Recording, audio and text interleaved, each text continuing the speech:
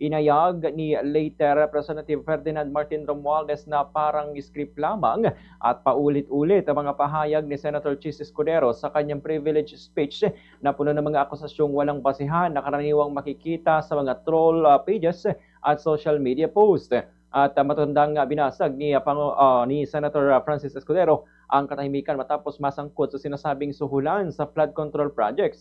Giit ni Escudero, sarsuela lamang ito ni Representative Martin Romualdez na nililihis ang galit at atensyon ng publiko. Itinanggi rin ito ng dating speaker. Pakinggan natin ang naging bahagi ng pagpapayag ni Senator Chis Escudero. Minamahal kong kasamahan, bakit tila sa Kamara, dito mismo sa Senado at sa ilang media ay hindi pa din nila kayang sambitin ang pangalan niya?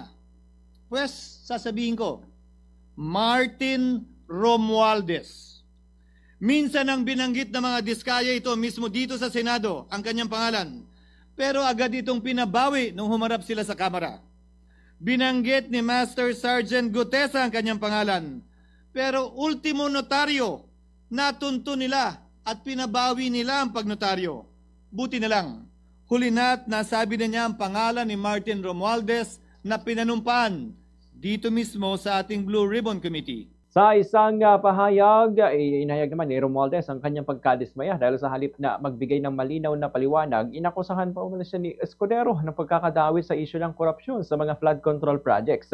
Anya malinaw na hindi tungkol sa pananagutan ng talumpati ni Escudero kundi isang paraan upang itaguyod ang kanyang personal na ambisyon, interes at mga plano sa politika. Para kay Romualdez, ang ginawa ni Escudero sa Senado ay paraan umano upang ipakita ang kanyang suporta kay Vice President Sara Duterte at mahihanda ang sarili para sa darating na 2028 elections.